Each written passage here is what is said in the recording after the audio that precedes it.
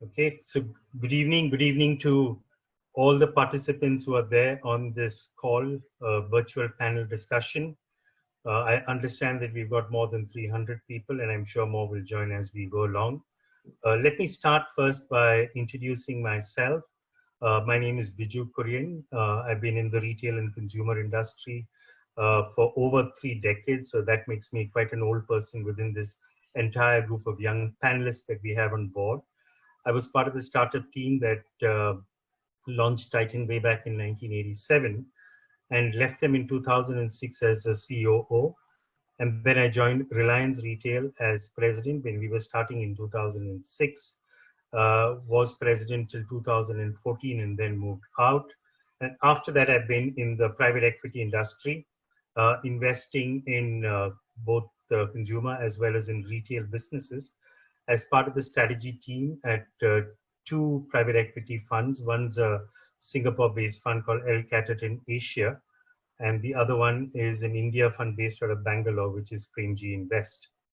Well, I'm thrilled to actually welcome all of you to this virtual panel discussion, which has now become the norm as far as all of us are concerned, because we are in different parts of the country and in the world, and then getting to hear and speak to each other. Things that we wouldn't have considered in the past, but today has become a great platform to be able to communicate. And this is a discussion which both the Instituto Marangoni in Mumbai, in association with the India Fashion Forum, have put together. As you know, the Instituto Marangoni, but unfortunately in Italian we drop out the N, I guess. So the Instituto Marangoni was set up way back in 1935 and has been there in existence for the last 85 years with chapters across the world. And the chapter which is based out here in Mumbai is the one which is working closely with the India Fashion Forum to be able to host this. The Institute has actually nurtured young talent with the objective of promoting creativity and innovation in design. So they work specifically in fashion, in design, and in art. And since it has launched the Mumbai chapter in 2017, it's enrolled students in the undergraduate program, it's enrolled students in the postgraduate program in fashion design and fashion styling, in the fashion business, and it has facilitated conversations between the students and the larger fashion community, and also encourage them to engage with some of the sharpest minds in the industry, so that there's an ongoing dialogue, so that the students get a chance to be able to understand the ground realities which exist in the fashion business in this country. I've also been associated with the India Fashion Forum, so many of you all will know both the India Retail Forum and the India Fashion Forum, and being part of the consumer and retail business, for the last more than 20 years, I've been associated with the India Fashion Forum. That's in fact almost right from the time of the inception of the forum. And this fashion forum has actually, then business event has actually grown and evolved to become one of India's largest annual get-togethers of the fashion retail intelligence groups. It's got a fantastic blend of world-class ideas, leaders, products, innovations, insights, and all that you would normally expect from any world-class fashion event that you can see. So while we talked about, I think the theme of the discussion is about reformation in the luxury industry, reformation of luxury. I think we need to kind of spend a little bit of time reflecting on what is luxury. And I think luxury for all of us means very different things. So when you think of luxury, don't think of just luxury brands, mostly international. Think of luxury in the context of the hotels industry. Think of luxury when you take a vacation to a distant location where you are the only occupant of a resort. Think of luxury when you go to Switzerland to go and get a makeover in one of the spas out there. Think of luxury when you go to a high-end restaurant, which is focused on a singular cuisine, and where you're looking at, say, caviar from the Black Sea, or you're looking at lobsters, Alaskan salmon, or you're looking at New Zealand lamb, things like that. Think of luxury also from that perspective. think of luxury when you buy a Bentley or a Maserati. Think of luxury also when you buy a Louis Vuitton handbag, uh, clothes, jewelry. And jewelry, when I talk about jewelry, don't think of it only from the perspective of a Bulgari or a Tiffany, but also think of it when you buy jewelry from Mera Sons, which will probably cost you 5 million rupees for a diamond necklace set. Think of high-end watches. Think of writing instruments, furniture, furnishings, art, uh, custom tailoring. Think of travel accessories, housing. So there are several such categories that we should consider when we think of luxury, and don't get just confined to the brands that you would see in the high-end malls, both what are international brands and a few domestic brands. So there is a whole world outside of these, which is also luxury. And when anything has to be thought about, when you think of luxury, think of all of this in that context. It goes well beyond what we typically were to define as luxury. So while a lot of these businesses don't get counted in the statistics of luxury, it also brings us to another very, very important point, which is luxury is a way of life. A way of life when we think that the ordinary is not enough. When we think that exclusivity, the fact that we have one of a kind, is a key differentiator. When we think that, and Shirin will talk about this a little later, when the artisanal is more important than the mass produced, and when the experience is more important than the price, and when the brand is more important than the product, you don't go in to buy a handbag, but you're going to buy a Louis Vuitton, or you're going to buy a Chanel, or you're going to buy a Gucci. And that's the way you should really think about it. So when you really think of luxury, think about it that the brand and the relationship that you have with it is greater than the transaction. But what we've seen in the last 2 or 3 months has been a pandemic which has completely upset our lives. And it has upset our lives in more ways than we can think of. And with the attendant shutdowns that we've had in terms of travel restrictions and shutting of stores, a lot of industries have actually got crippled. And a lot of businesses have got reset. I'm involved with several fashion businesses, and we can see clearly out there that stores have not been able to open. They've kind of opened about within about the last couple of weeks. In many places, stores haven't been able to be opened because the malls are still closed. So business has to be reset, and luxury is no exception to the reset that we're making as far as businesses are concerned. We're all wearing new lenses to see what lies ahead. We're all trying to apply our minds to be able to fathom what is it that the future holds for us and how do we maneuver in this uncertain future. From the US, we can see several stories about, luxury retailers like Neiman Marcus, Macy's, struggling to not just make ends meet, but struggling also to survive.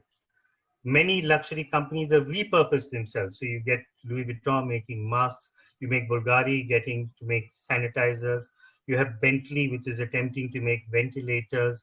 So there are several luxury companies which are actually changing and trying to adapt to the new reality of what is today. So for us, it gives us an opportunity to be able to reflect on this business and understand that from this business perspective, is there something that we need to be able to take? Are there some things that we can see in terms of changes in consumer behavior? Do we believe that some of these changes are likely to be permanent, irreversible, or some of these are just going to be transient?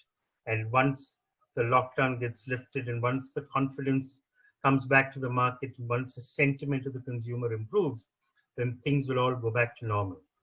So to discuss this and these and more, and we have with us a panel of one of the finest minds in the luxury business.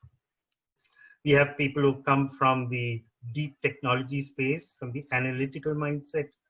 We have people who've come in, who've been in the business of educating, hordes of aspiring minds in the business of fashion. We have people who've managed to curate and craft artisanal skills to be able to create wow products. And we also have people here who are involved in the online business of selling both domestic and international luxury brands. What we have here is a group, and to introduce them, I will leave it to them to introduce themselves. But what I'd like to do is mention their names. Shireen Maan, who's both the founder and the CEO of Needle Dust. We have Ganesh Subramanian, who's the founder of Stylumia. We have Abdullah Mihim, who's many things, but he's actually the program coordinator of Instituto Marangoni, and he's based in London. And we have Gitanjali Saxena, who heads the luxury business of Tata Click. So may I request you all to introduce yourself? Maybe Shireen, you can start off first, and then after that we can go to Ganesh, Abdullah, and last but not the least to Gitanjali. So over to you. Hi everyone, I am actually thrilled to be a part of this. I wish we could have done it physically and not virtually, but this seems to be the new norm. So hi everyone to the participants and everyone watching this. My name is Shireen Maan and I'm the founder and creative head of Needle Dust. Needle Dust is let me put it this way to make it sound for the new normal. Needle Dust is an handicraft which was dying, and we started Needle Dust with an idea to revive the handicraft, focus on the artisanal excellence of the handicraft, which was taken a beating, and the artisans were basically left to daily wage earning jobs or laborers.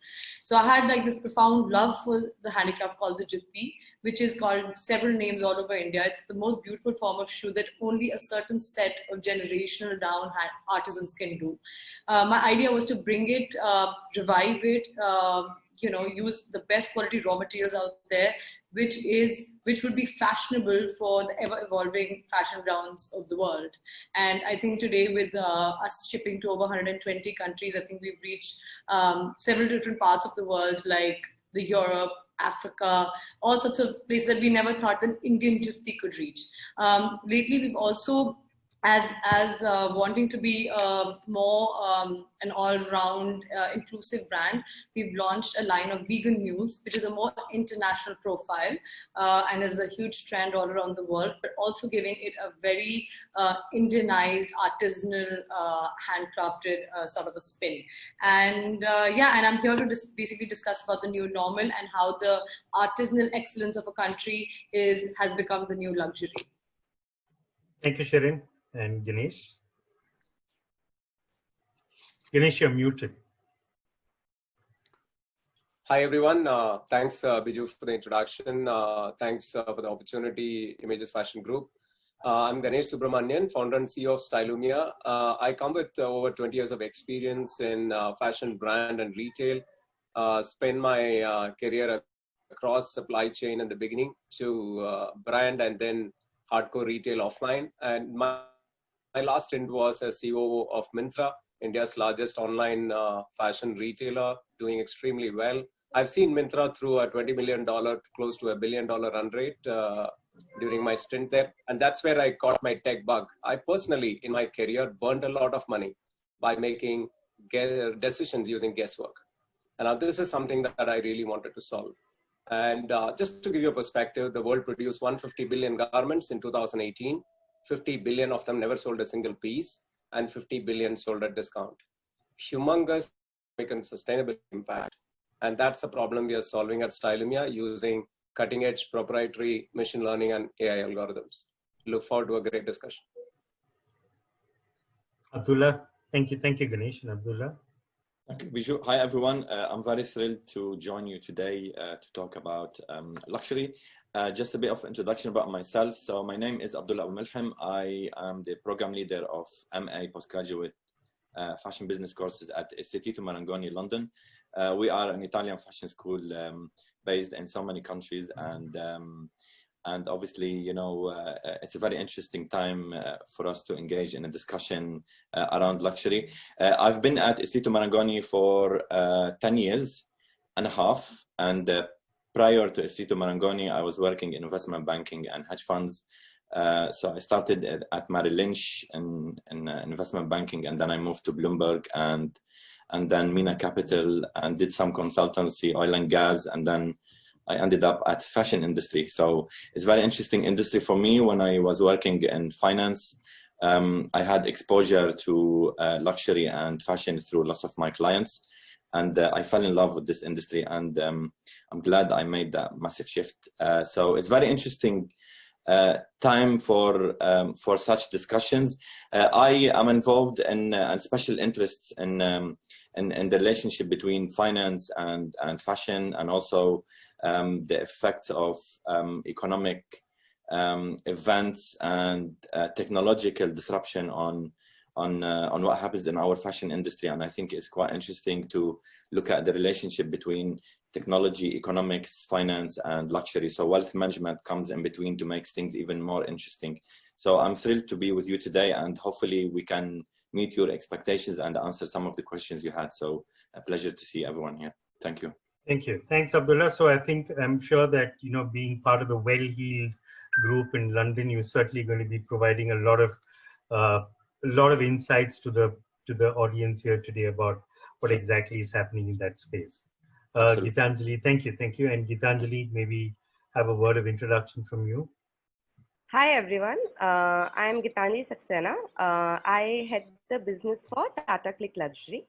Tata Click Luxury is a 3-year-old omni-channel e-commerce platform, which is currently retailing in premium and luxury brands in India.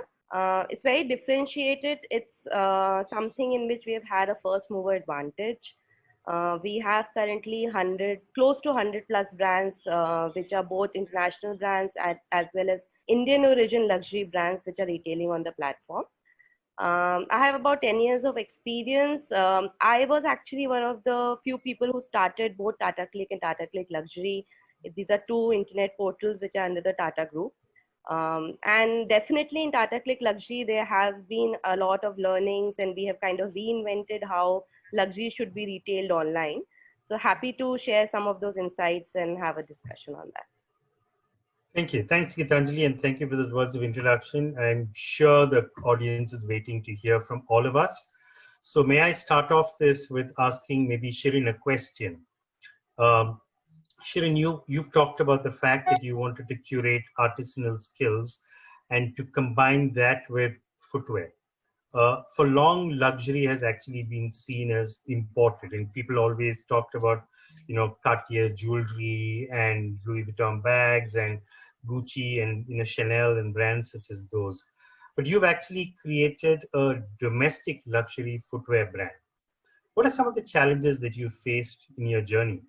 And what are some of the opportunities that you can see ahead of you in all of this? And, when you come to think of it, you come to think of you in the same league as maybe somebody like a Ritu Kumar and others who've sustained themselves over a long period of time and only grown larger as they've grown, older in the business. So do you see some trends in the short journey that you've had so far? Viju, like you asked me the biggest, the biggest challenges that I faced. So, I grew to understand that luxury is not just a price point. It's also the way you perceive things, the way it's also, like you said, a lifestyle, but a choice that you make. Having said that, it was a huge challenge for me to introduce a handicraft as a luxury item. In India, we're very focused on handicraft as being sold on stalls or on the roadside or in smaller stores, or it's not perceived as luxury. And from day one, I've said the biggest luxury that India sits on is being enriched in handicraft. No matter which part of India you go to, there's a unique handicraft everywhere in the country, which massive companies like Alexander McQueen, D&G, they all take advantage of it. We're a manufacturing hub for one of the biggest fashion houses across the world. Yeah, we have the biggest manufacturing units for fashion across the world. Having said that, I loved the handicraft, which was the juti, and I wanted to change. Everybody had this, juti is very, chupti hai, and it is not comfortable, it's not attractive, or it's very local. Now, why was local not cool, or why was local not luxury? That's what I wanted to switch. So I took the handicraft, introduced new raw materials, introduced artisanal excellence, to the handicraft and introduced it to a niche market, to a niche clientele, and to the world. And the biggest problem was that my own friends and family and people from the industry said, who will wear juttis? Nobody wears it, you know. It's, I mean, why don't you do clothes? People didn't realize it wasn't fashion. It was the product that I was interested in, and it was the revival of that product that I wanted to do. Anyhow, so that was the biggest challenge of people, everyone saying no. I think there was nobody that said yes to it. And I think that a lot of people like listening to this talk right now. And I've always said that listen to the faint voice in your heart, because you can't explain your product until it's out on the shelf. Nobody can get your idea. You can't sell your idea to anyone. So I went ahead and did that. Now what has happened post the lockdown is there is a massive trend for being vocal for local, which we've done from day one. Ever since Needle Dust launched, we've always said local handicraft is luxury. Local is luxury. Just because we're sitting on it doesn't mean it isn't. The entire world is taking advantage of it. It's time we as Indians do it. Even if you see the Needle Dust logo, the logo says Born of India. It was very important for me to instill that no matter what, and at that time I didn't even know the business is going to take off. But I said, if it does, if it reaches, say, for example, Italy, or if it reaches Kenya, or if it reaches anywhere in the world, when the person gets the box, they should know this product is made in India. And so it says Born of India. So now, which is the great thing, is that now the hashtag is trending, the voices are trending about, you know, support local businesses, support small businesses, be vocal for local. And I think it's time. I think this lockdown, people are starting reflecting within. We've been able to make that challenge through our brick and mortar stores, like we were talking about earlier before this, that, you know, now luxury is also an experience. So when somebody gets a Needle Dust shoe, you see there's cushioning, you see that's made of really high quality raw materials, you see that there's certain kind of dyes that go in, it comes in a certain, we do certain muslin bags which are at par with a Chanel bag that you might get in a Chanel shoe bag, in a Chanel shoe box. The boxes are beautifully laminated, they look like cupcake boxes, so they make great gifts. You know, so also the narrative of a brand needs to be really strong. The storytelling of a brand needs to be really clear, which we've done before, and I think now brands started doing it. How do you sell local luxury, or how do you sell a handicraft? It was really important for me to take people behind the scenes. As a brand, we've already always done it, and now post the lockdown, I see a lot of people doing it, which is a great storytelling for vocal for local, and why you're charging a certain amount of your product, which is actually still nominal, but in my segment, it's high. So, you know, so going back and showing the artisans that your one pair of shoe, what a Needle Dust, one pair of shoe takes minimum 22 hours of labor work to go into that one pair of shoe that you purchase for 3,500 or 45 or 5,000 rupees. When you get that product, I have something lying with me. When you get this product, you only see that much. To my design team, I always say you get that much to tell a story. Tell your story, define your story, don't let it hold you back. And we go into crazy amount of sampling, all handwork. I remember my husband telling me, listen, why can't this be done with machine? We'll be able to bring down the cost and produce larger. I said, but that's not the point. The point is to show how beautiful a handicraft is, how luxurious the handicraft is. And I think that's what we've been able to do. You know, again, like now, obviously, Needle Dust also has a very strong online presence with Needledust.com. We ship to over 120 countries, and, you know, post the lockdown, Biju, you won't believe we've been getting these orders from before, but every time an international order comes, the first thing I see is the country. The second thing I see is the name. So you would think the international orders that a Jyoti is getting would be an Indian NRI sitting in the US, or say sitting in the UK or Australia. We get local names from the most quaint cities in, say, Italy, in France, in Brazil. We've been getting orders from Brazil, Portugal, all sorts of local names. And this is what an Indian handicraft can do. And this is where we've reached with the notion of Indian luxury as an Indian handicraft. Thanks, Sharon. And you know, the other thing I noticed about your brand is that it seems to be on the feet of every Bollywood celebrity. How have you managed to get them to tell your story? It's actually very interesting. We actually did Deepika Padukone and Ranveer Singh's wedding. We did gifting for their mehndi, and we were invited by Priyanka Chopra and Nick Jonas to do a pop-up at their wedding. You know, before we started Needle Dust, no celebrity was wearing juttis. I'm going to take this, and I'm going to take this, that, that we started. It's a really good feeling for me to, think and say that we started a trend, we started a phenomenon of a kind, which I really intended to do.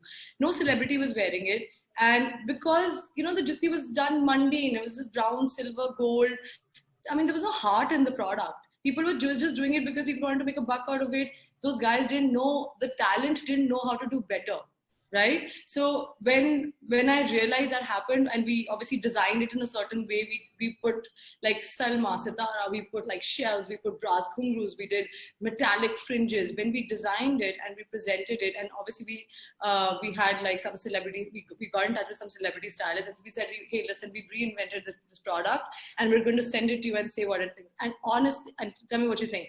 And honestly, in the first 3 months, Biju, we saw a massive request from several celebrities across the board to actually wear juttis. They were wearing it with saris, they were wearing it with suits, they were wearing it with jeans, they were wearing it with dresses, with all kinds. It became a trend. During Priyanka Chopra's wedding, all Nick Jonas's family that came from overseas, Sophie Turner picked up 10 shoes from me for her mother and her friends. There were so many people from that industry that just loved the handicraft instantly, and picked up so many shoes for their friends and family, and that's what I'm trying to say, that it's not just a product you're sitting on, it's what you do with it and what's the story you tell with it. So that's how Bollywood happened, and then we went on to do movies and things like that, which was very cool, actually. Yeah, great. So, this whole vocal for local really works, because I think you've got a local ambassadors. Now people are taking to it. I'm really glad that now people are paying more interest to it. So it becomes, it's sort of, it becomes easy to explain your product because people understand the value of vocal for local. So Gitanjali, you've got the advantage of leading a business which is what you might define as a native digital business. And in today's low contact environment that most retailers are striving for, you're very, very well positioned to be able to reap the benefits out of this. So when this whole lockdown happened and people were confined to their homes, did you see a significant surge in your business? And if you did, then which are the categories which seem to have done well? And what are the insights that you can draw for the audience from the fact that some did well and some did not so well, but overall your business did excellently? So is there something that you could just share with us, so that a lot of people have talked about digital businesses having grown rapidly in this current context, and it might be useful for you to just dwell a little bit on that. Sure, Biju. So I wouldn't say that we saw a surge as such, but yes, definitely the revival of business in online has been faster. Today we are almost close to, you can say, a pre-lockdown level of sales. So that's great news for us. Excellent. But yes, the thing is that I think overall there is a bit of a shift in what people are purchasing, because the occasions for which they are purchasing are different. Because we also deal in different categories, different brands, it's easy for us to kind of pivot and listen to the customer and see what they're wanting more. So interestingly, what we have seen is, one is gifting categories. So because people are not socializing, they're not meeting each other, but they do want to form a connect with the other person. We saw a lot of peak in gifting categories like watches, fragrances, where people were kind of sending these luxury items to their loved ones, to their parents, family, friends. Also, then a lot of peak in categories which you use at home, right? So high-end cookware, gourmet food, high-end chocolates, high-end cooking essentials, dining table essentials. These kind of categories were picking up. A lot of home entertainment, a lot of loungewear or top wear. So any of the brands which were kind of strong in polos, these kind of things picked up. So yes, certain categories took a hit. There is still some catching up to do in footwear and categories like that. But definitely, I think wherever customer is engaging more with that product, he's still loyal to the brand, right? So we didn't see a shift in brand in that category. Yes, the category shift is changing. Okay, great. So you kind of echoed what a lot of the other retailers are saying, which is that one of the first categories to actually see an upsurge in sales once the stores opened, it was actually loungewear. And then when you start reflecting on it, my analysis is that for the working person, you have nightwear and you have workwear and you have outside wear, which is characterized as either casual or a little more formal, and occasion wear. But you really don't have a, a category of clothing which is designed when you spend days on end at home. And I think that's what a lot of people discovered as a shortfall in their wardrobe, and started charging out to stores saying, I need to buy more shorts, I need to buy track pants, I need to, buy athleisure, those kind of things which they felt were things that they could actually do with. So Yeah. Ganesh, just swinging by to you, you've been in the analytical side. You've poured over the numbers of what people actually buy and sell, by color, by design, by location, etc., etc. And you've obviously seen this from a very different perspective. Uh, you've helped retailers to be able to plan, and you've helped them to be able to execute smartly. But this pandemic, I'm sure, must have surpassed even the wildest of predictions that you could have also made. So what are the kind of changes that you're seeing through your analytical lens in terms of how the market is trending and moving? Yeah, I'll take it into, first generalization of, what's very, very important, not just during a pandemic period. I think for us, if you ask me, every season is one kind of a huge shift, right? Of course, it doesn't have a demand contraction. We all have to live up to every season in terms of two parameters. One is we need to be relevant. I think every brand is worried about, I need to stay relevant all the time. You see, we can't actually take our eyes off the ball in fashion. So that's clear irrespective of which space you operate. And actually that leads to performance. Now, I think it's a chicken and egg story, particularly, for the area that we help brands and retailers is to stay relevant always. Now, this always, today we have a pandemic situation. It has its own nuances. Let me share some statistics. What we see are shifts in multiple levels. Let me start with behavior level trends, right? Which is also created by the environment, what's happening in social. One of the, while we have been hearing this all the time, which is, I would call it ethics greater than aesthetics, right? Now, either ethics is equivalent to aesthetics or ethics greater than aesthetics is a position one needs to take, which, for example, just the search trend of sustainability has grown 5x in the last 2 years. Vegan fashion has grown by 2x in the last 1 year, right? And it's differing across geographies. Now, the question here is, what does it mean now? It's not something that is a trend starting right now. It's been around, it's amplified. Now, this is the time for amplification of some of the groundwork which has been happening around sustainability. Now, particularly in the luxury space, I think the customer is so conscious, right? Now, it's super important for you to amplify being earth-friendly brand, right? Now, and demonstrate. It's not about just talking about it, demonstrate in everything they do. And what we are also seeing from a behavior perspective, like you all mentioned, that work, rest, play, it's all coming together. So we just see blurring of borders. And all of these, right? Previously, we used to have workwear, activewear, and maybe loungewear, and then say, restwear. All of that is now blurring. Therefore, I think the category segmentation itself is gone for a toss right now. What should a denim wear guy do right now, right? If you're making denim, right now, denim is tanking as we talk right now. Bottom wear below the waist is tanking. Maybe it's a short-term issue, but the question is, I think we all need to see this on an ongoing basis to see whether it's a short-term, medium-term trend.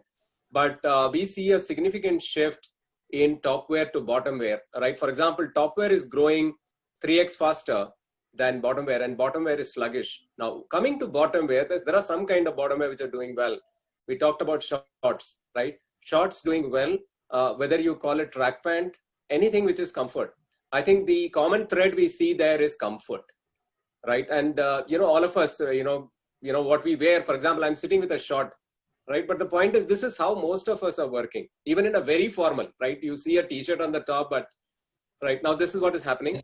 We had Anand Mahindra talk about how he's wearing a shirt on top of a lungi when he has a meeting.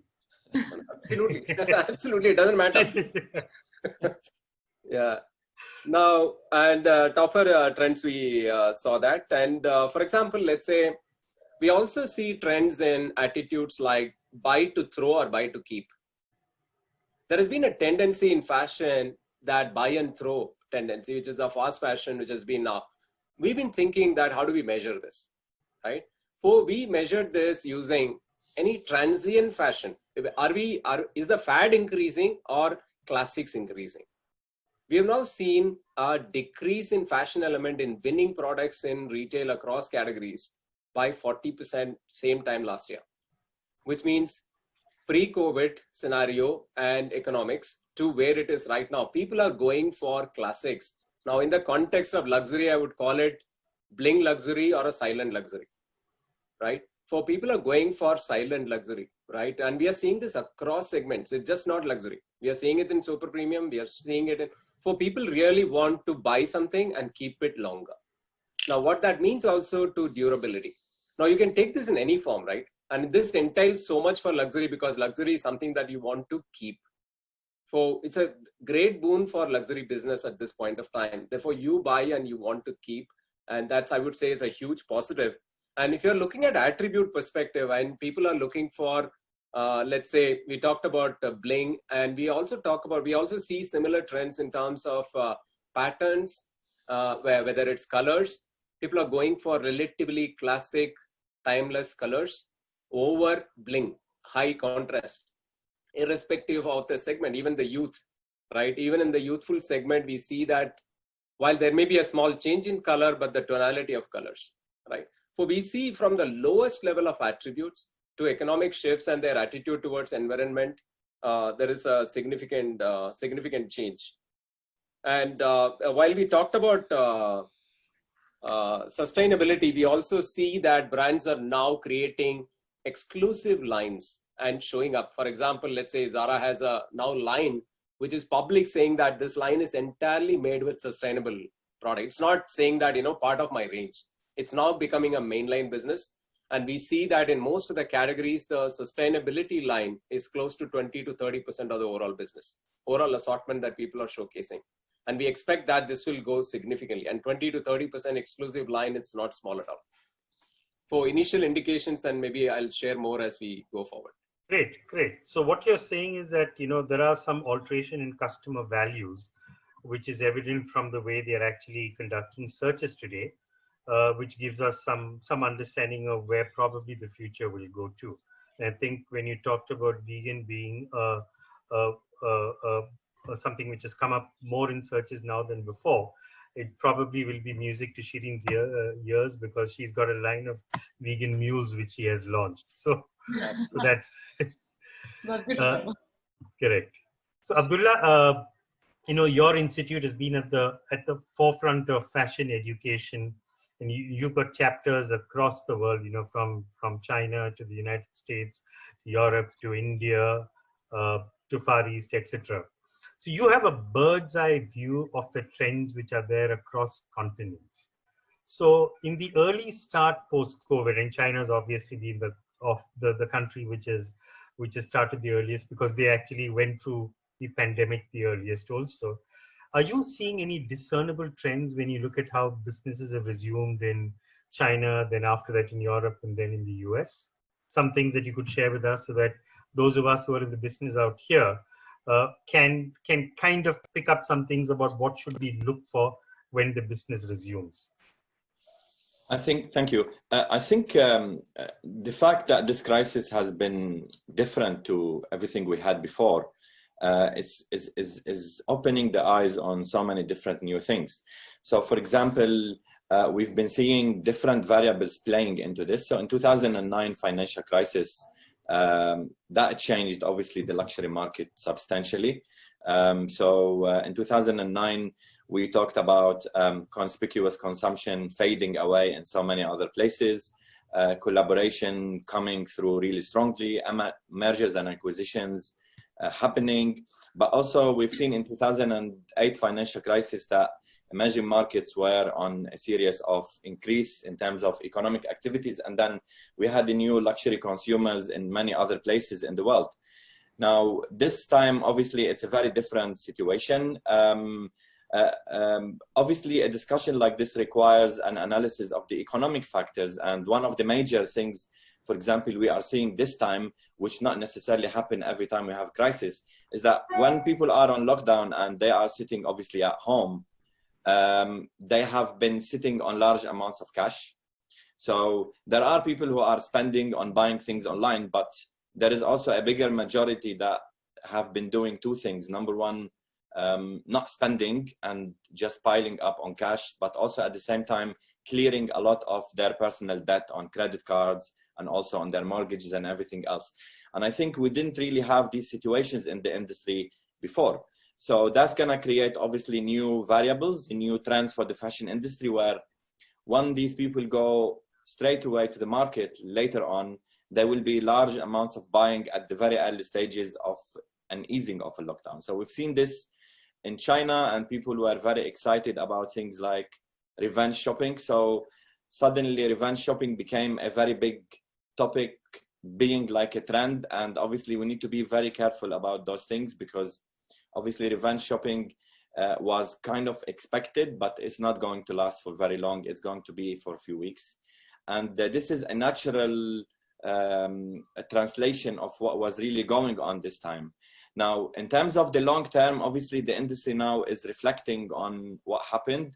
It feels like if we're gonna discuss any trends or any things going on in the industry as a result of this, we have to open a wider discussion around disruption of supply chains and the relationship with the customer. And I think the industry now is facing a large problem in terms of managing its supply chain. So whether we bring technology in, we turn them into digital supply chain, or whether we reflect on the relationship with the consumer.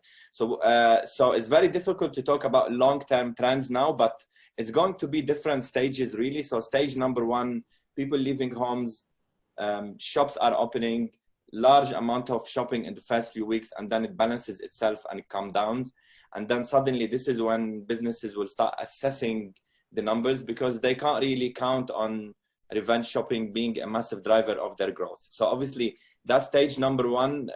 Many places have been enjoying this, especially in Asia, but then we've seen things like that in the UK. So retail figures came out this morning showing an increase of 43% in sales since the lockdown started easing in the UK. So that was a massive shift. And obviously this is going to be the picture everywhere around the world. But obviously these are temporary trends. One of the big trends obviously we need to look at now is the relationship between the economy and the luxury market. And I think this is something to consider more than before. This is a different type of a crisis. The consumer sentiment is shifting. And I think with consumer sentiments shifting, we need to be really carefully thinking about what this consumer will be doing in next few months or in the next few years. Obviously, this consumer now has in many places, well, it's two extremes really. Either they lost their job or they are on furlough, or at the same time, they just were saving cash and clearing a lot of debt, and they have a big, massive spending power and purchase ability. So we have two types of consumers, and that's going to be something the industry and the companies needs to think about in terms of their knowledge of who their consumers are. On the psychological factor, obviously consumer sentiment is down in many places. However, there is a bit of confusion because we still really don't know how long this crisis is going to last. It's a very different one. But we are seeing signs, for example, that this crisis is not necessarily related to the financial markets. Financial markets have a very strong relationship with the luxury markets and with the fashion industry. This is where the fashion industry manages their finances and their loans and their debts. And I think the effects of this crisis on the financial markets, which are booming at the moment, will obviously have a massive impact on the future of luxury. So I think really, I'm not very confident to talk about long-term trends. I think there are short-term trends at the moment, stage by stage. And we're probably going to be in the process of rebalancing at least for about a year or so until we start seeing what's going to happen. Obviously, the industry now is trying different things to see if this is going to be the new trend, like, the virtual fashion shows and the fashion weeks, that is one completely digital. We've been seeing some of these happening in the last few weeks. So London Fashion Week, for example, you know, there was the general feeling it was a little bit quiet. You know, there were lots of discussions around reflection on what really happened in terms of the industry. So it didn't really feel as if it kicked off really well, the whole virtual thing. So, you know, there's the general feeling that when things go back to normal, you know, the fashion weeks are going to be there again. And obviously, we've been seeing one of the big things, which I'm sure this is going to happen personally, is that the voice of sustainability is just going to get bigger. And I think you know, judging by the amount of stock that companies have been having, together with the disruption of the supply chain, I think the voice of sustainability is going to get louder. And I think now companies are under more pressure to be more sustainable in terms of what they do and what they say. And I think this is where the biggest reflection should happen, is that how to reconfigure the value chain of companies, how to reconfigure the business model of companies. Many of these companies have business models that not really strong enough to face a crisis like this one, because we always had issues with the demand being a factor. This is one of the few cases where businesses feel like their business model is not equipped enough to deal with the disruption of the supply, because now we have a disruption across the two aspects of the business model and the supply chain. So the fact that the supply is a problem and the demand is a problem make it a really huge crisis for many other brands. And I think, you know, I think one of the things that the industry needs to start discussing carefully is what is the supply chain of the future? What is the role of digital, you know, digital aspects to it? Maybe Ganesh can give us some highlights on it later on. And I think there's a huge opportunity for technology here to come in and create new trends in terms of the relationship between the demand and the supply, and how supply chains of the luxury brands should be in the future to avoid such a crisis like we have now, for example. Well, to face a disruption from a crisis like this. So just to follow on what you've just said, two of the giants of the industry, both Gucci and Giorgio Armani, have actually talked about the fact that we should get out of this two-season business, of this autumn, winter, spring, summer, because, you know, if you're looking at sustainability, fast fashion such as this actually builds waste, goes against sustainability. So why can't we look at something which has been the holy grail of the fashion industry for many, many decades? So it'd be interesting to hear your thoughts about that. I mean, absolutely. I think now this is a huge discussion in the industry, whether, you know, there is a value of the fashion weeks and whether we should keep the fashion weeks. And, you know, there is a huge diversity of thinking about it at the moment. I think, you know, producing a lot of stock and then throwing it later on is disgusting for the industry. And I think, you know, there are companies now keeping stocks of billions and billions of dollars, and it just got worse for them now. So, you know, for luxury, it's quite different. So you cannot really discount that stock because it damages your brand equity, but also at the same time, you cannot burn it because the whole reputation of you will get damaged. And I think, you know, sustainability is the way forward. And what Gucci did and Armani is discussing is also a discussion that started even with the premium brands, not only with the luxury brands. And I think this is going to get really stronger. But you know, Burberry, for example, have been, you know, they stopped throwing clothes, destroying clothes, but also at the same time, Burberry, you know, had a completely new business model now in terms of the production. So they are producing, you know, smaller sort of like products, and between the time you produce a collection, big one, and then you do the massive fashion show, there are like smaller products you're producing in smaller quantities, so that they will not keep a massive amount of stock and they will keep the customer engaging. So maybe the solution is really to produce smaller things in less quantities, but also keep that relationship going with the consumer and, you know, being conscious about the environment and everything else. So I think there's a huge opportunity for the industry here. I don't want to call it resetting of the industry towards more sustainability, because sustainability has been already a discussion, but I think it's thinking about a model where there are like three things in it. There is sustainability as a factor, the value of the fashion show or the fashion week as another factor, and the supply chain. And I think those are kind of like the variables of that triangle that needs to be taken into consideration when we talk about trends or business models of luxury in the future. Sure. Thanks, Mohammed. Sorry, thanks, Abdullah. And then I think this question I wanted to just pose to Shirin, because you talked about the store, and we also had this brief conversation prior to the discussion about the role of the store. And in the luxury business, the store has always been the centerpiece. It's the experience the customer gets, the service levels, the storytelling that the salesperson is able to talk about, and also the relationship that you build with the customer. So how do you expect this to sustain in the future? Do you expect the store to continue to play the preeminent role that it plays? Or do you think it will kind of decline in the context of an omni-channel experience that seemingly is the way to go forward on? So Biju, just to give you a little bit of perspective on what a store launch does. From when our first store launched in, the first store in a mall launched in Delhi couple of years ago, just on the day of the launch, the first day, we had around 1,000 people come in. 800 to 1,000 people was the footfall of the store. Cut short to November, this last November, we had a store launch in Chandigarh. We had over 6,000 people that turned up on the day of the launch. So this is what a brick and mortar store does. It is, so people want to come experience a story. So also the Needle Dust stores, in terms of design and aesthetic, turn to a more experiential store. So when you enter the store, you can tell how from picking like pine to picking like natural products like jute carpets to having muslin run with the story of Needle Dust that sort of like, that say the story of Needle Dust, to the sales staff being extremely interactive about the story of the brand and why they should pick Needle Dust, and what if they're picking Needle Dust, if they're taking it back home, what's the story behind the product.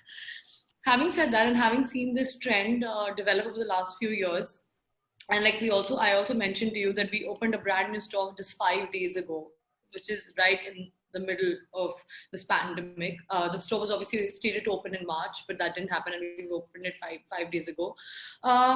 Things have changed that purely because there's a lot of fear still in people to get out and sort of, just go back to the experience of being out in public.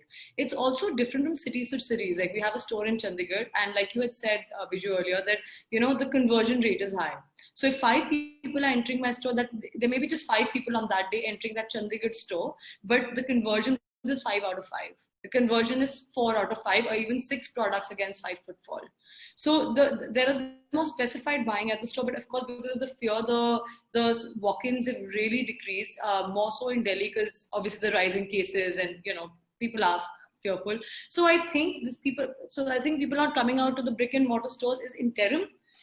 Things will go back to people wanting the experience, the physical experience. Like Abdullah had said, that the younger, the Gen X wants to go out and experience the brick and mortar store. So that is going to come back. Having said that, brands need to prepare for this period.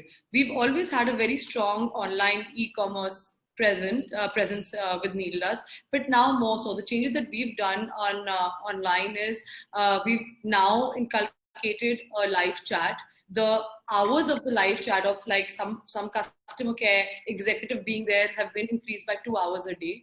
We're working in shifts. We're also doing late hours for the NRI clients and customer care. The digital storytelling has become stronger, where there are more newsletters that are going out, the more interactive newsletters going out. Me as a designer, I'm interacting more with the clients to understand, what the client wants, what they don't want. So the experience bit offline has now turned to online, and of course we have to go with the narrative, but I do think it's interim. Having said that, earlier we saw a trend of like international sales going up on our website around the world, not just the US. US is one of our biggest client, but even through Europe, through Africa, through Asia. So there was a lot of online, but now even the Indian sales have gone up. Even the Indian consumers come back to purchasing, and we've, like Gitanjali said, we've gone back to pre-corona sales online, which is a great sort of like, it's a great like sort of, so you know that you're getting the narrative out there. It's a great feeler for a brand to feel like your loyal customers are still sort of coming back with you. Like I said, and we've always gone with the narrative of what we always show what Needle Dust is doing. We don't, I mean, we've had this practices of sustainability in place, and it's always been, out to the public. So we've done that. And I think, yeah, that basically answers your question, that I think it's basically interim. And once the fear of people going out sort of decreases, people will want to come back to the store and experience the store. For this year, we had also signed 2 more stores to open in India, but that obviously is not happening this year given the situation. But that's the kind of faith that I have in a brick and mortar store as well. Great, great. And Abdullah, you're located in one of the toniest luxury capitals of the world. So how do you see this happening in London?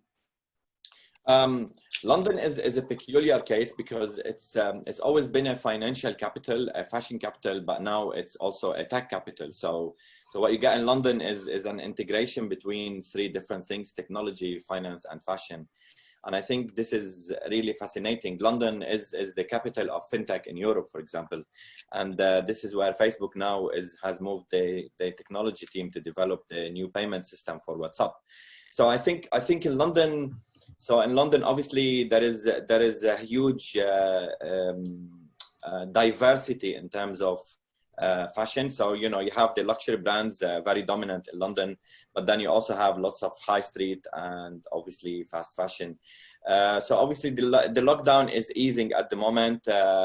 Luxury is still very cautious about what's going on. So for example, Burberry is still, looking at different things in terms of whether, they want to open as they used to be before or not. And many other brands also thinking about that. The high street's opening up now, and people rushed to the stores and they were fighting to get to the shops, which were, quite annoying to see in some places because, they were like literally fighting to get to the shops as if there is like deal inside going on. There's lots of sales. And obviously that's quite understandable because fast fashion is trying to remove massive amount of stock. But in terms of luxury, we started seeing, for example, the figures of some brands going out now.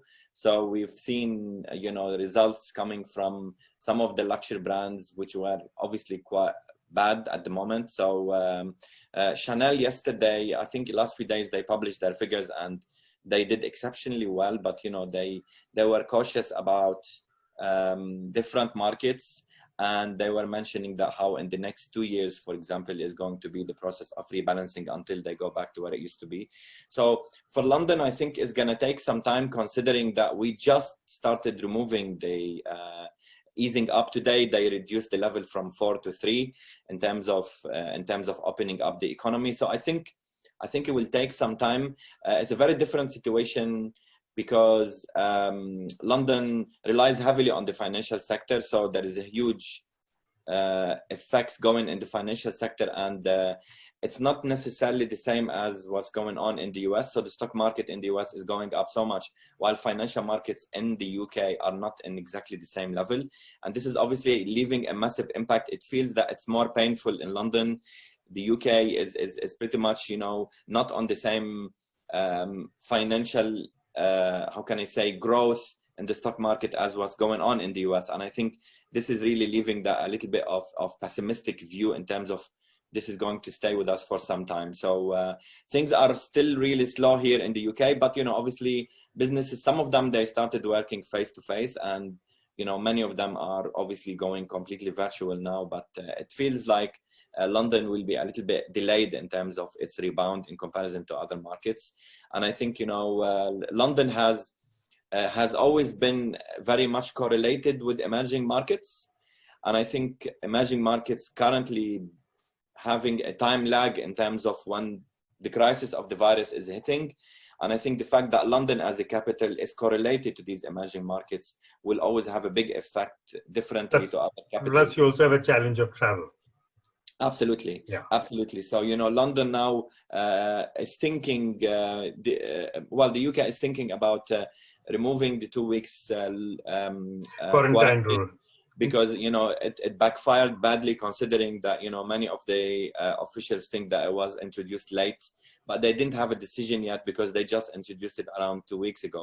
So, still we are pretty much away from talking about a specific rebound, but obviously, there is a virtual fashion week that just happened and it felt a little bit quiet. So obviously it feels like lots of businesses are just reflecting at the moment. Even the discussions in London Fashion Week were around, where do we go from here? What should we do next? And it was less exciting in terms of its focus on the brands and what's going on the shows, but it was more about, it's a process that we need to start thinking and discuss as a wider view now. So yeah, things are quite slow here, but I think different factors play into it, and the economy is key. Yesterday, the UK government injected $100 billion in the central bank in the economy, 100 billion pounds in the economy, and I think just to increase the level of liquidity, because there are problems ahead, and I think we are seeing them in the results now. So, but I think the consumer is very cautious, and again, there are different types of consumers in London. So you have the ones that not really affected too much by what's going on, and for them luxury is part of their lives, and they don't need to buy when things are better because they always buy luxury. But then you have the other consumer who is waiting for the deals, and obviously there's lots of sales and the whole discussion of sustainability. And that what you just said probably gives me a hook to just move to Gitanjali, sure. Because what you just mentioned about luxury has different meanings is a question that I've received from a good friend of mine, Mr. Viren Razdan. And his question was, simple living and simple joys of life seem to be the new mantra. Luxury suddenly seems meaningless. How do luxury brands cut again? So Gitanjali, if you could just address that question, because he says that values have got reset, and in the context of values getting reset, do luxury brands still carry the same meaning?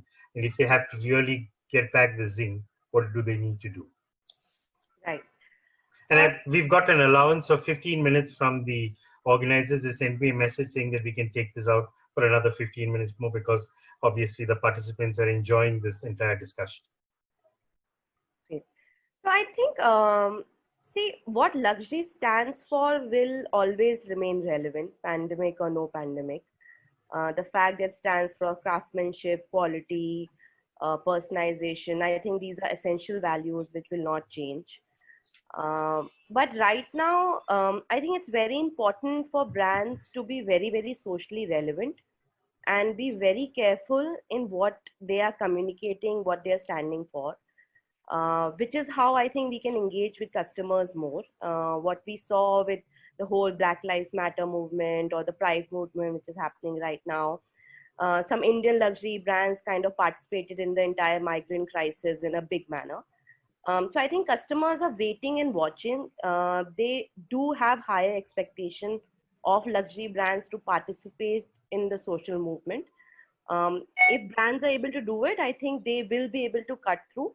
I don't think it's about just literally that it's about simple living. It's about the contribution you make to the society as a brand, and I think customers will relate to it. Thanks, Gitanjali. Ganesh, another friend, Naveen Piche, who runs a chain of who's a bespoke fashion retailer, a chain of stores under the name of P.N. Rao in Bangalore and Chennai and a few other places. He has a question. He said, does COVID create an opportunity for businesses to reset themselves, throw out the old and bring in the new? Would you see digital making more inroads into the business? What would be the areas it could touch?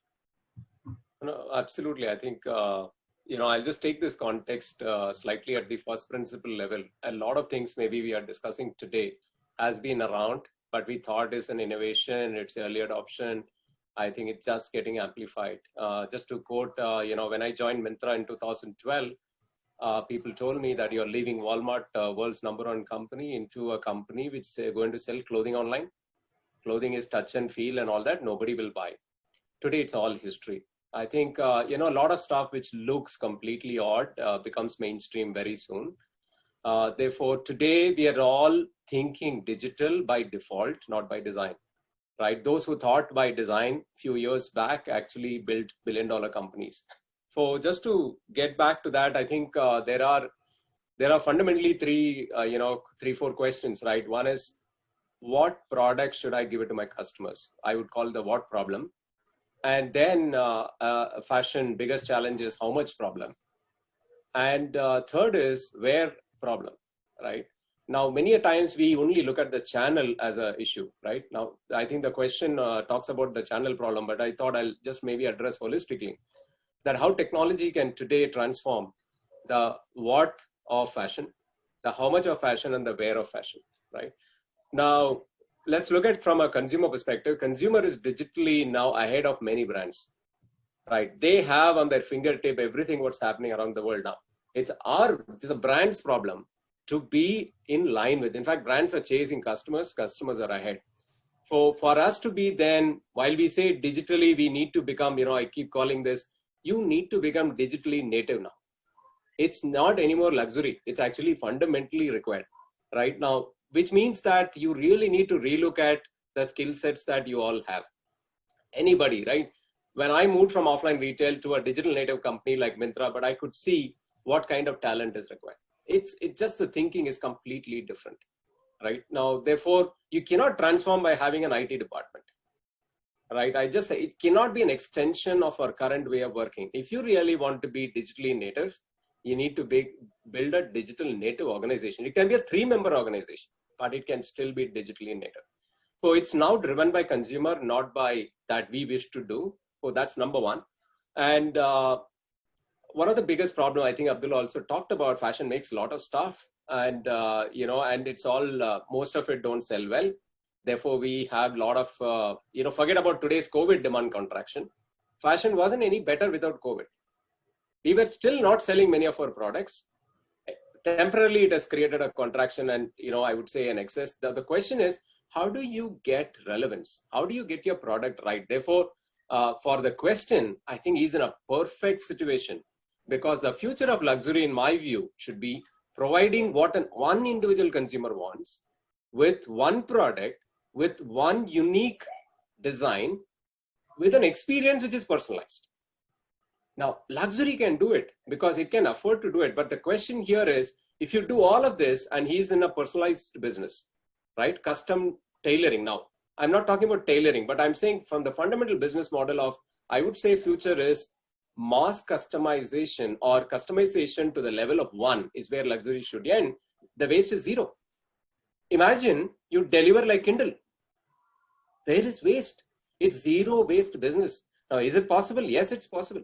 Now, the question is, there are 3D and all of that. What I'm saying today, imagine you go to a luxury store tomorrow, that I can actually, you give me a lot of options, I can play around, and I come back with a shoe. Nike ID is an example. Now, the question is that how many of such propositions, maybe we can start 10% of our business, 20% of business. I think the person who asked that question from PNRAV, I think he's in a perfect position in terms of the business model. Whether should he continue with the classic business? Should he stay relevant in terms of what products he gives is something that he needs to see. Technology today can help, because we work with now Fortune 100 companies globally for them to stay relevant all the time, get consumer pulse. Today, people are now saying that, can I actually take insights from Instagram, deliver in Instagram? It's not saying, I think what will sell well next year. Those days are gone right now. If you do that, there will be a lot of waste, right? So I think no forecasting is the future, right? Every transformation has happened saying that, people say, I want to forecast. Just put a no against it, you will have a transformation. When you do no forecast, means you are data driven, you are consumer driven. Of course, have intuition on top of it. I think we will go to a completely different place. And I think when we say relevant, I think what we also see as a trend, because I think that's also relevant to the question, is we see a huge, I think we are all designers in our heart. When we are stuck at home, right? I think what we see today is Google search trend on DIY has gone up by 3x in the last few weeks. And the word how to has gone up significantly. What this means is every consumer is now asking, how can I do this myself? What can I do on top of it? It could be video creation. It could be a lot of that. A lot of brands today are engaging this emotion in social to, for example, a fashion brand is working on bakery ideas. in social media. I'm saying that empathize with them, saying that what do they really want to do? What does it mean for luxury right now, or even to the relevance of this question, allow people to play with your product, right? It can be an old product sitting with you, do some DIY on top of it, is completely new product. Bring your own product, I refurbish or whatever that is. So that's another opportunity. And the last one, I just, want to talk about some of technology, how it's transforming right from fashion shows and, and also relevant to this question. For example, we are participating in Helsinki Fashion Week, which is happening very soon. In July onwards, is 100% 3D avatars draped with 3D imagery of fashion. Everything is 3D. You can actually enter the fashion show, experience it fully, all created by real designers, but everything is draped digitally. In fact, we are also creating, I think Stylumia will be creating for the first time an AI-driven design without a human input will be draped on these models. We're now talking about machine-created design on top of 3D models. But the point is, we can create a lot of virtual experience, right? Can we bring all of this to the store, to the consumer, and create an experience where they feel that they almost visited the stores, try and fitted their products, right? And get all of this will be a next, transformation. So maybe just to sum up, to the audience, I think it's a time for reinvention in 3 areas. One is you make yourself digitally visible, because without digital visibility, there is no digital business. I think people take for granted saying that, let me list my products online and open my website and people will come. So there is a lot of science behind visibility for how do you get visibility first. And second is digital relevance. A lot of what we do in physical may not be digitally relevant. What I mean by that is it needs to be appealing. If it is not appealing to screen, you will not get a click there. For digitally relevant, it also involves how do you describe your product, including all the meta text you're writing, the science there, right? It's not about today, it's considered like a data function or a clerical function. One needs to really bring science into the text. Your text is your salesman, your image and videos are your salesman. Now, how do you empower that? And the last one is digital performance. Now, wherever you are there, once you start performing with these two, then the whole flywheel will start to turn, right? That's why I'm saying that I think one needs to build complete digital relevance. It's important for offline also. So when I'm saying that, digitize everything which is analog, right? And think like that, and also build a DNA which thinks like this all the time. That will definitely take, irrespective of which category you're doing, if you bring relevance as an attribute, you will get your product right, you will get your marketing right, you'll get your promotions right? You will get 360 degree of your business aligned. Hope addresses that. Thanks, Ganesh. That is very powerful and very, very inspiring. Thank you, and I'm sure it will be a great motivation for those who are on the edge and thinking, should I not, as far as digital is concerned. The other thing I'd like to ask Shirin is that there's a question from Sonia, and Sonia's question is, what are the 3 critical metrics and 3 strategies that Indian fashion designers need to keep in mind when preparing for the new normal? Would you care to elaborate on this?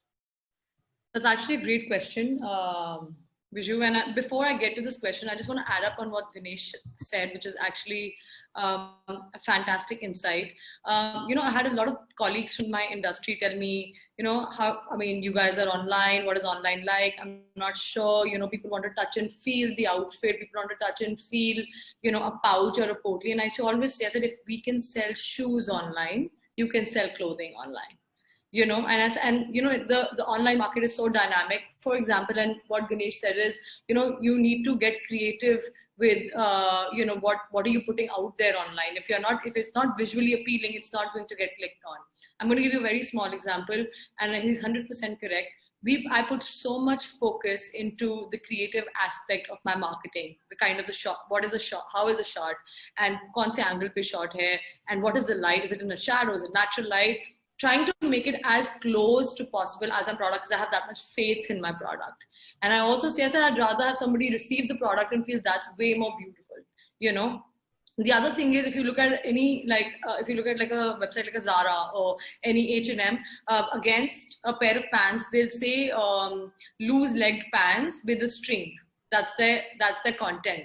But when you look at a needle dust jutti, the content will be Indian silk base with an entire storytelling, and another 50, 70, 100 word of storytelling of that product, which is engaging. So content, and I do all my content writing myself because I believe in content narrative so strongly, and I think it's come a long way with us. And then the other thing I believe in, why we started, Needle Dust started with an online portal before we had a physical store. 10 years ago, we had a massive boom in social media. Yeah, Instagram, Facebook, Twitter. There was a massive social boom. So when you have a social boom in social media, that means you stay connected, easier connection across the world. So when a brand gets presence on social media, that means you are getting accessible with one click, with the lowest or zero marketing budget, to somebody sitting on the other side of the world. And if you can reach that person looks at a photo and says, oh my God, I love it, I want to buy it.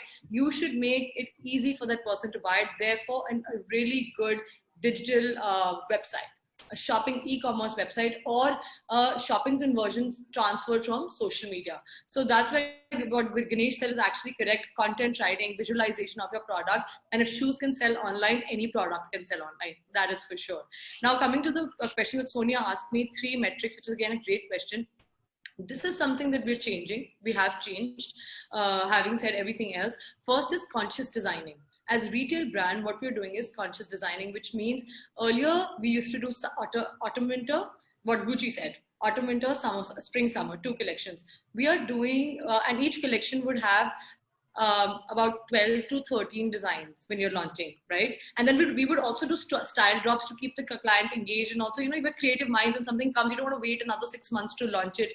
You've created it, you want to do a style drop. We've gone back to launching 5 to 6 styles for one time, for a session. So which means we cut back by 50%, which adds exclusivity, which adds limited edition. Also, that translates into my second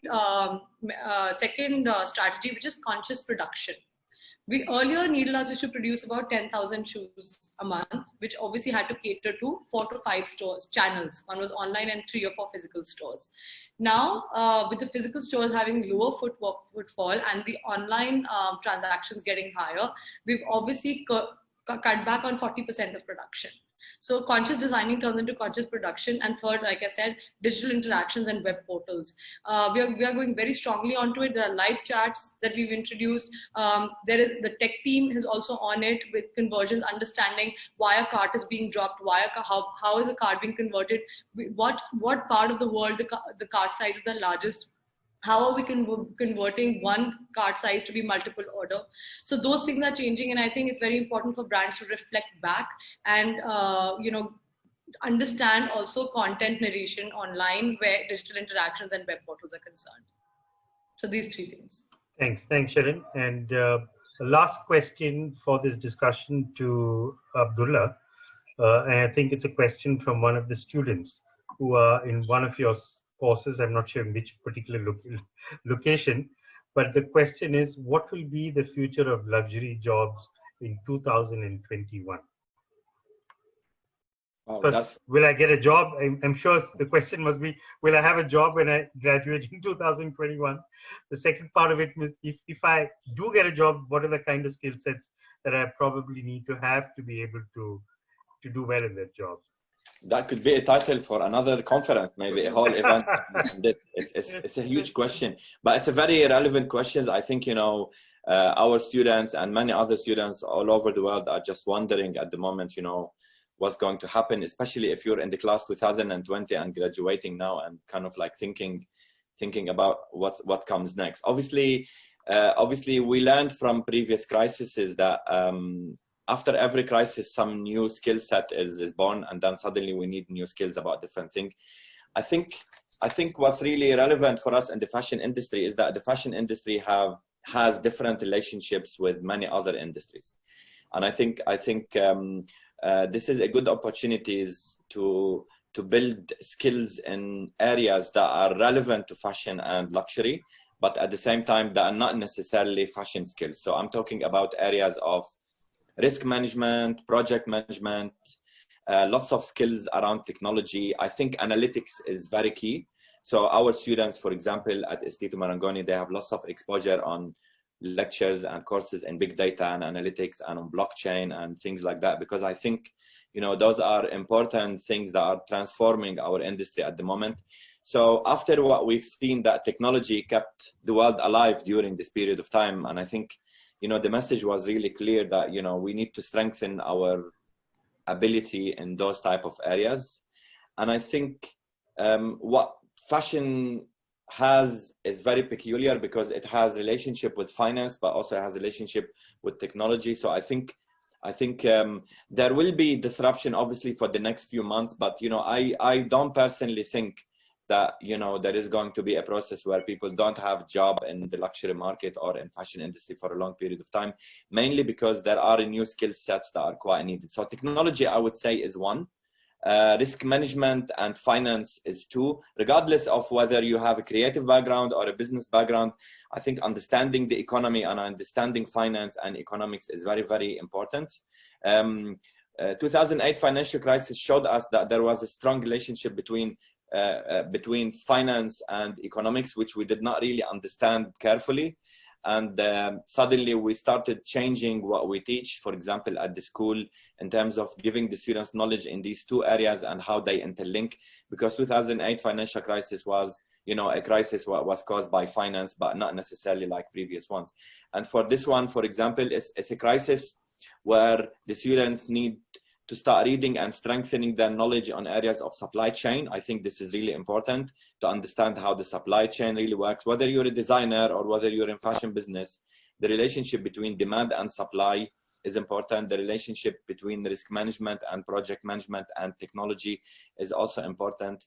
And to add on what Ganesh was saying, technology, you know, it's not an upgrade you do for your IT department. So creating digital transformation is actually creating a culture before anything else.